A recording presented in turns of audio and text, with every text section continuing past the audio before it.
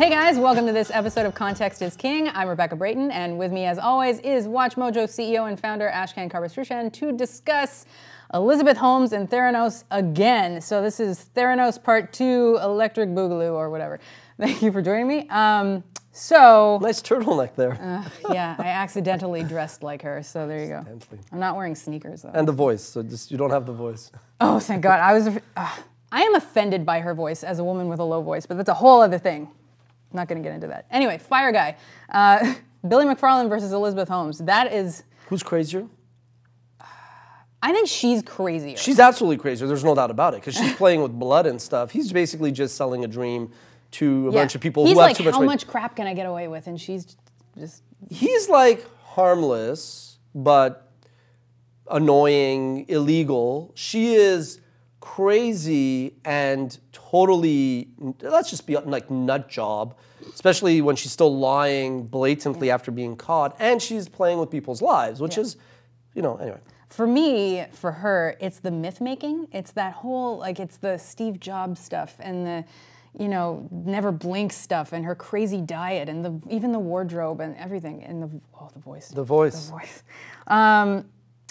So on Twitter, we kind of had a bit of a discussion about how her gender affected her success or whatever, her success and eventual failure. But and I posited that it did have something to do with it, or at least the documentary makes it. No, absolutely. I think we have to stop. I think you're going to see, oh my God, why am I saying I think again? But the point is, we are going to see a lot of pushback from this.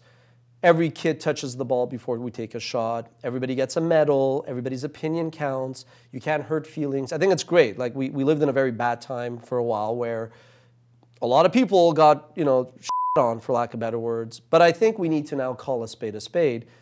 There is no way if Elizabeth Holmes was an Indian guy, even, you know, black dude, or especially a white guy, I don't think it would have been the same thing that what happened, because she was a woman, blonde, she gave a great story, and people are looking for, oh, here's a great opportunity, check off my list, I am supporting a young woman entrepreneur. And I think if you're not going to admit that that was part of it, then you shouldn't be commenting on things, because absolutely there's been this need of having this kind of, oh look, an entrepreneur who's female, and she came in like a bow, and there she was.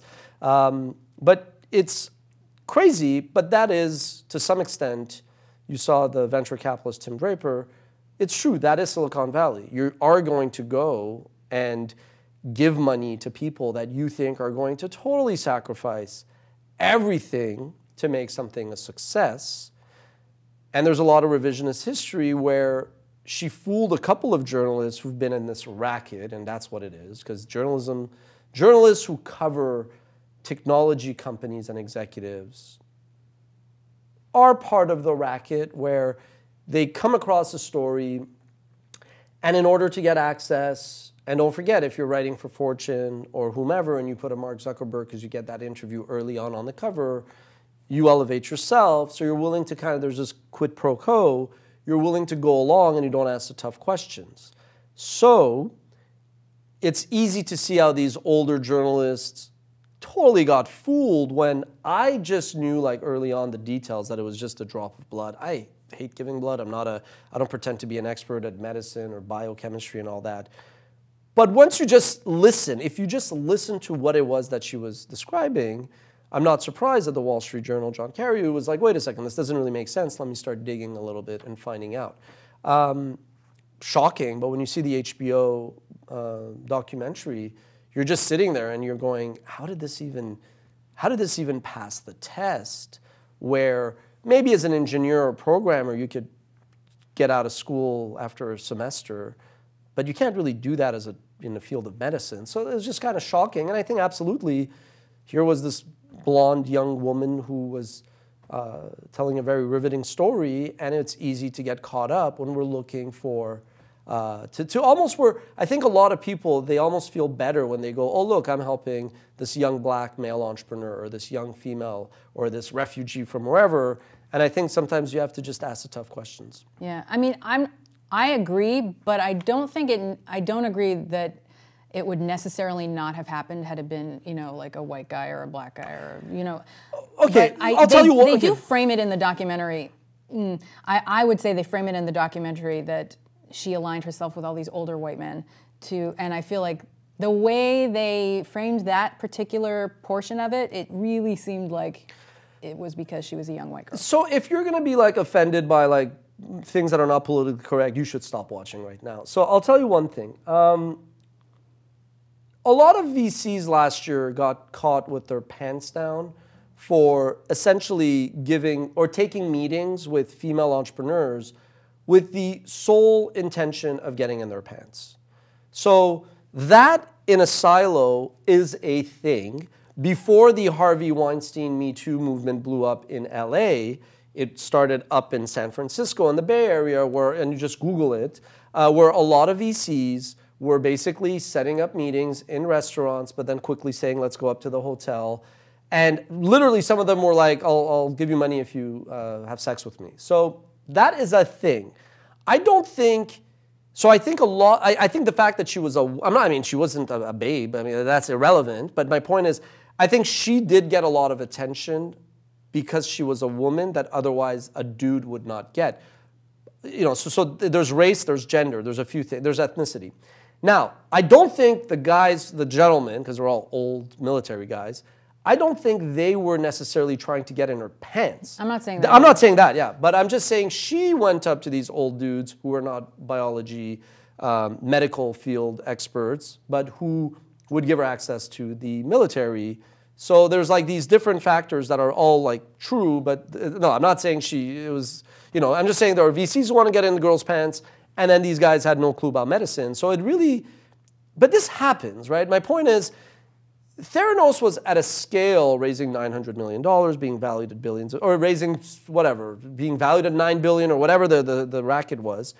But this happens at many different scales. I think Fire Festival was in a totally different spectrum in terms of the field, but it was the same thing. It's about the ease of lying. It's about being a sociopath and psychopath and not understanding. Like, there was a line where an employee was emailing and the duo there, the fantastically crazy duo, was replying when they weren't even on the thread. So it's like, gee, you know, so I think the scale of duplicity, of lies, of just, you know, and it's this culture where, you know, they talked a lot about Edison and they talked a lot about fake it till you make it. So in big tech, in technology, these are all companies that are primed and built around, we're not going to nail it 100% of the time. But we're going to kind of be right 95% of the time, and there's a 5% margin of error, and that's good enough. And that works when it's like Yahoo, Google, but not when you're talking about driverless cars, where a 2% margin of error is 2 deaths, or Theranos. But that's like, but even NASA has functioned that way, and that's why we had the there's a Challenger difference. disaster. But there's a difference. When you go work for NASA, you know what you're getting yourself into. You know, like, we're not making light of cops dying, which is very tragic. That's a father or mother who goes to work and doesn't come back, and they're trying to, in theory, preserve the peace. But you know what you sign up for, right? It's very different if you're like a school teacher and one day you get shot up. You didn't really sign up, unless I guess you're in America, where it's a very different. No, but Americans decided that we're going to accept, you know, shootings in school. I mean, it's not. They've just accepted that, right? You're not. If you're upset again that I'm saying it, like, get in line. But so. I think it's just shocking and crazy, but I see that all the time. I see entrepreneurs lying to get what they want. I see investors not asking questions. I see tens of millions, if not hundreds of millions, being evaporated just because, you know, fear is temporary, greed is permanent. And that's what you saw there. And there is an element of greed. Yes, she might have a good story, and it's possible that, you know, there was this the dude there who was talking about the lie detector test, you know, the dice. But basically, if you think it's for a good cause, maybe you could justify. That was so interesting. It was super interesting. I had to rewind that 7 times. Yeah. So lying to investors is obviously something that allegedly went on. Is there ever a right time to lie to investors? And would you ever lie? So I can't lie, and I know you're going to be like, bullshit. I'm a very bad liar. I don't like lying. But mainly, it's not even just altruistic. It's self-serving. The truth comes out. So I don't like to lie. And, okay, so I'm not religious at all. I'm born Muslim. I'm more atheist agnostic. But Muslims have this thing about Judgment Day. So I apply Judgment Day to say that, any day is Judgment Day. That I go, when people are ultimately rendering a judgment on your behavior, integrity, and character, I say, imagine if you're not in the room. You're not in the room to plead for yourself. So if somebody's going to go out there and basically say why you should proverbially go to hell, like basically you don't get a job, or question your character, I want it to be no room for error, that if somebody speaks bad of me, everybody in the room goes, that's not possible. That's not Ash. Based on actions, words, behavior, they could say he's crazy. They could say he's really like a child sometimes. They could say he's really passionate. They could say many things. Nobody's perfect, but they won't be able to say like, oh, he's a liar. They won't be able to say, oh, he's a cheat, right? I remember when we were struggling and like at payroll, a struggle every 2 weeks. I remember one time in particular, there was a client, they ran a campaign with us and they were unhappy and they had prepaid. And they said, okay, so send us the balance that was unused. To me, there was no doubt. But I remember vividly walking by Mount Royal, which is like a big park. I remember vividly this moment walking, it's like our Central Park. And I was just walking, physically, I got to a red light. And I was like, oh, it sucks. I got to send them back the money. And I knew that we were screwed as we were every 2 weeks to make payroll. It didn't even cross my mind to be like, well, I'm not going to send them the money. I was like, it sucks. And I was always thinking of, is there a way that I could get them to double or nothing, get away. But I just feel like it's a slippery slope. And I think that's the issue. And, when we talked about Jesse Smollett versus Elizabeth Holmes, people were shocked. But the third one was, yeah, basically, these things do escalate. I think, once you start telling a little lie, that white lie becomes a bigger lie. So it's never right. Now, where I think some people could, in this world, I'm not talking about fraud here, you could have like an investor that says, you got to fire 20. Like I could see a scenario where I'd consider it, but I still wouldn't do it. But to be candid, let's say I had a scenario where an investor, we don't have investors, like outside investors, but let's say if an investor would have said, like, you got to fire 20 people, and I might say, well, look, give me a week or 30 days or 40 days or whatever, because there's this big contract we might close. I have a good feeling, I think we're going to do it. Give me 30 days. If we don't have it, let's have a follow-up conversation. This, no, I wouldn't invent it. Okay. I wouldn't invent it. Absolutely, I would not invent it because the truth comes out. You could turn around and be like, hey, let me come to that meeting. Show me the email. And then you're like, then it's like, your uncle emailing you to bring Doritos to the Super Bowl party. But I'm just saying, in that scenario, you could, in parallel to that dice analogy, you could maybe get a bit more confident. You might get a bit more bullish as an entrepreneur, because entrepreneurs really were not cynical. Like I say, executives are sadists, entrepreneurs are masochists.